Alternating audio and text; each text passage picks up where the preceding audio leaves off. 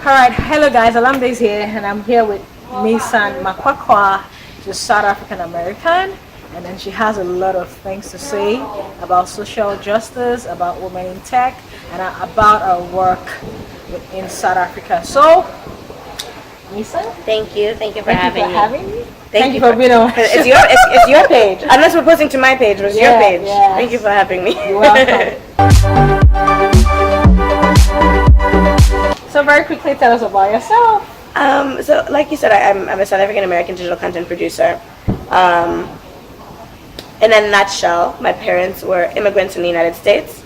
They happened to meet by chance. Okay. I was born, and my mother said, "You must never think that you don't come from Africa. You're from your parents are South African." Yes. Okay. So she said you must go home every year, and so from the age of 4 years old, she would send me to her mother's house in Soweto, and she'd be like, "Have fun, enjoy, enjoy." And then 2010, I think she forgot that it was World Cup, and I said, I got there and I was like, everyone was happy, all the African teams were doing well, because it's World Cup soccer, that's our thing. And I said, I'm not going back. I said, I can't, I'm gonna stay here. This is my place, this is my plek. And she said, no, what do you mean? I said, no. The joy was contagious, and oh my goodness, you wanted to be part of it. Every day was a holiday. Oh my God. No. Every time you get home from wherever, there's a game. No, it had to be me. I had to watch. I had to stay. And so then I asked her, like, Mommy, I'm not coming home. I'm going to find a school. It's going to be me and South Africa, and this is going to be my place. And then she goes, no, there's no way you can't. I was like, no. It's going to be me.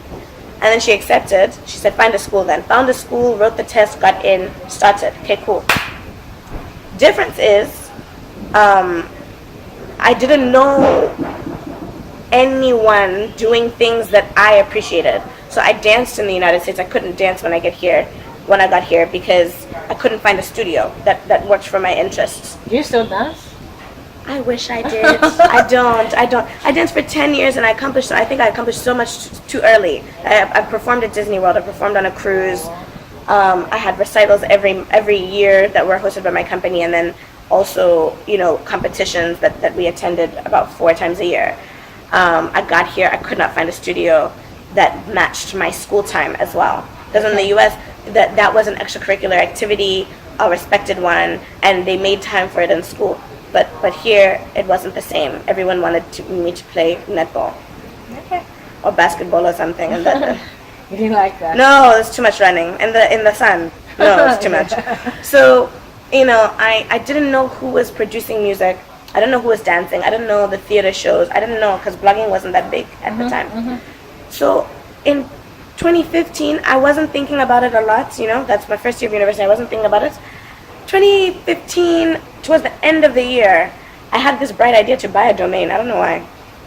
I said, I'm gonna buy a domain. It's going to be me. And in that same 2015, in December, I started using the hashtag on Twitter to say things that, What's the hashtag? It's Misa narrates. Misa narrates. Misa narrates, yes. Narration. Misa tells a story. Okay. And I couldn't say certain things without having to answer questions. And I didn't want to answer questions.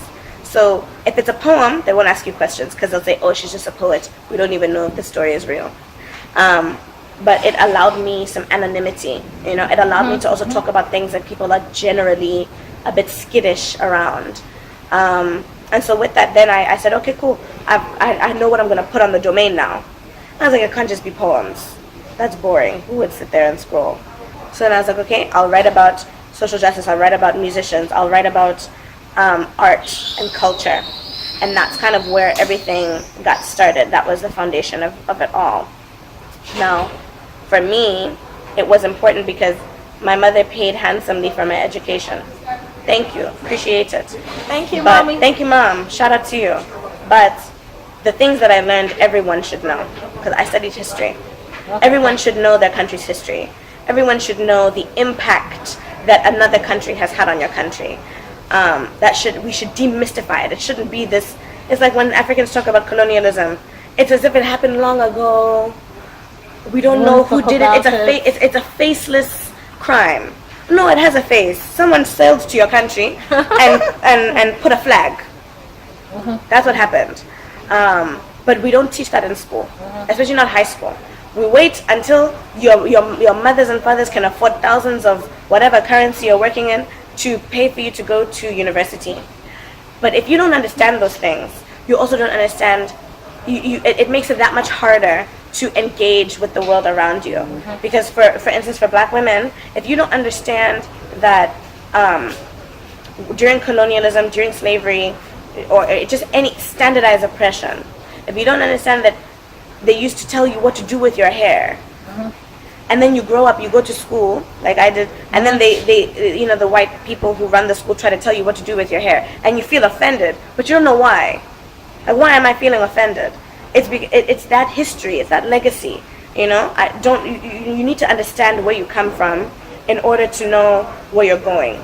You need to understand what has happened to your people in order to know what to prevent from happening to your people and to you again. That's a really great answer. I mean, you told us much more about yourself. So you recently started a social justice blog. I mean, why is that? Why social justice? Why not tech? Why not fashion? Why not music? Why not anything? Why not anything? Why social justice?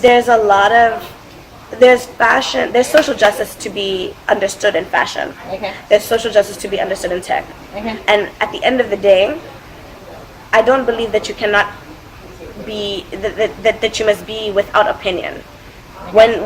When people tell you about journalism, they tell you don't have an opinion. Just state the facts. No, I must tell you. No, I must tell you. I must let you know. No, I'm sorry. I must let you know. No. Imagine now. Unfortunately, in my country, there's a very orange man in the presidency. Imagine they only tell you what he did, and you don't understand already. I'm talking to people. I'm not talking to statues.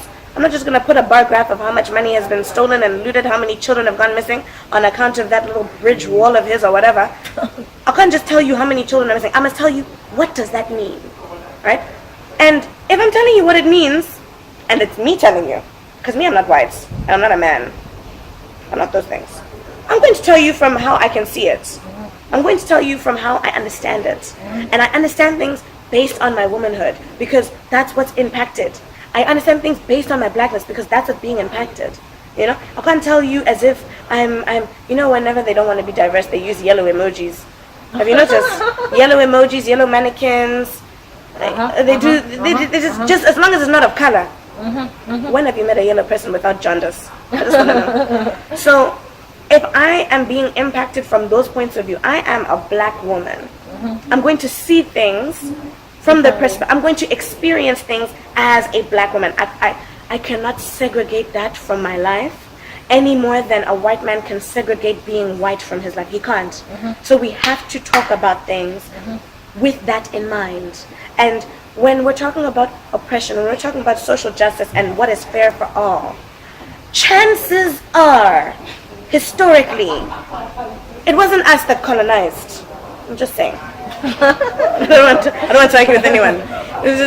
We didn't do it. And if we did, the jury's still out. If we did, we didn't do it how they do it. And it ended. Colonialism did not end. It just got a new face. Sure. It got a new window dressing. They didn't put flags agree. Anymore. They just bought businesses in your country. I agree. So for me, just making it. They just started investing. Yeah, they didn't put a flag. They started investing. They were giving your country loans. Yeah. So for me, it was like, okay, why social justice? Because when I see a fashion show, in my mind, immediately, and I know you do this, when you go somewhere and you ask how many black people are here? You just count. Where are they? You count. Scan around. You scan. It's like, where are my people? Because it's a safety thing. It's a safety thing. I'm leaving. If I go there and there's no black people, I'm not staying. I don't know what kind of juju you're doing. No, I'm not staying. Okay. I mean, you're cracking me up right now. So I hope everyone gets why you have a social justice platform. Yes. I mean, I can relate to this, because I'm black, and then I understand pretty well. I'm sure every black person who's watching also understands. Okay, so moving on very quickly. So you've been able to do all these things on Twitter, your blog, on, you have a website, you got a domain. Tech has been able to help you achieve all of these things. Yes. Right? So I'd like to know about how much tech has done for you, has enabled you, and monetization. So you're doing all these things without getting paid. I mean, I'm in Ghana. I think tech did a lot. I'm in Ghana on account of technology. No, I'm kidding.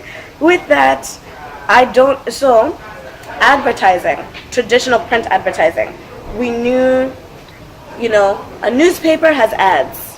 We knew a billboard is an ad. That was traditional advertising. Yeah. In the same way, there's traditional, quote unquote, digital. Okay. As a young person in tech, I refer to the old guys that were first figuring, the guys that had a floppy disk and then they got a USB.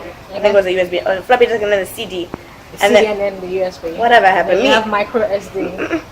Me, I had a cloud. I don't know about anyone else. Okay. But You didn't do.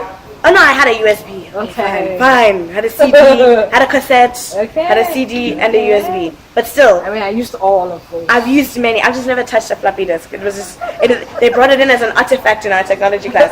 So with it, it was a thing. It was a matter of, okay, there are traditional forms of digital marketing, of digital engagement, Okay. etc.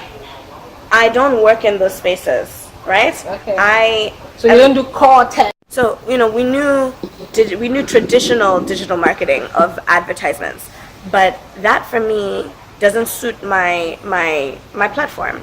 If I ever see a relaxer advertisement go up on my website, I'm gonna fight with someone. I don't know who it is, but I'm gonna fight because that goes against my ethos. I love hair. I love makeup, but I also love when women do whatever the hell they want with their hair. I'm not gonna advertise to them to do a relaxer because I know that the entire world is going to convince them to get a relaxer. They don't need to be convinced to do that on my platform. I cannot run an ad from a racist company because then I'm disrespecting my readers. So with that in mind, I found that everyone talks about monetization as if that's the only way to make money in blogging. But sponsored posts, writing for another blog, even getting your blog published on another blog, that's a different revenue model that really can make a difference. And for me, I'm not going to forget that I'm black and I'm a woman. It's not going to happen. It's going to come out in how I write. So with that in mind, my advertisements must reflect. Like if it's a company that historically does not favor black women, you can't. No, I don't want to. No, you can't be there. You can't be on my website. But if it's a company that a brand that I trust, a brand that empowers black women, then we can even talk personally. And I surely don't advertise programmatically. Come pay me my money, and then we can talk. You know what I mean? With that, it's the skill, monetizing the skill of blogging, and that's why women should be online, honestly, because okay, you have your name and you have your face. You're the only person that has both of those things, and you're not finding money through those two things, which you can. I'll tell you this, I haven't made a cent from advertising. Not 1 cent. On your website? No. I have made money from the skill of blogging. Because for me, I also like being able to have full, complete control on my website. Okay. So that means that, if I have a sponsored post, that means that I really cannot have full, complete control. It has to be, in line with the brand. So instead I say, well, your brand has a website, but there's no content there. Surely you want me to write for it? And that's where I make my money. Oh, great. And well, I could just do a really honest review, and I already know your hotel. I think it's a wonderful hotel. I could just tell people that. You just have to pay for my room. For me, it's about the fact that I'm not going to ever disrespect my readers. Ever. I have their best interests at heart. If they're going to spend money because I said they must spend money, they must be chopping that money, enjoying that money. It must be an amazing experience. It cannot be substandard. It cannot. Not in my name. Great. Fantastic. So I'd like to know, lastly, how do you think tech women should embrace tech, and how can they use technology to achieve their goals, overall goals? With quickness. With Embrace with quickness. embrace with Embrace with quickness. Don't be slow to join. Don't be slow to sign up. Sign up for that mailing list. You never know what's going to be inside the next newsletter. You don't know what opportunity is going to be in that mailing list. And also, the internet is like very free. Or, okay, maybe not, depending on your country. But the internet has a lot of free things. There we go. I had a company paid me to come to work every day to do a Google ad course that was free. And I did it. It took me long because I was doing other things. But they paid me to come sit at their offices, their nice conditioned offices, and do a free course. They had one for me, but first I had to do the free course. Anyone could do it. As soon as I finished my course, it's like, friend, go do this, friend, go do that, friend, go do this. So everything you can do online. You know, you can study online. You can get skills online. I studied international studies, politics, history, French. Absolutely no digital involved. If they ever made me use a computer, it was to submit an assignment. But that was it. I did one internship about content production, and I got into media. I did one short course about digital marketing, and then I was a digital marketer. You know? So for me, I think any woman in technology, they're making it accessible day by day. So you don't have to do core tech like coding? You don't have to do coding. It doesn't have to always be coding. And if you want to do coding, that's fine too. YouTube. You know, I didn't understand WordPress, but I knew that, you know, CNN and all of the big websites use WordPress. Yes. And so I said, okay, my website is going to be WordPress. And I had YouTube tutorials to help me. I had, you know, friends to help me. Go and work with other people. But if you're going to work with other people, let it be meaningful. Don't just work with so-and-so because they're so-and-so. Work with so-and-so because it benefits you. And it benefits them too. Don't be greedy. You know, and that's the future of women in tech, if they really harness those opportunities for themselves. Yeah. Thank you.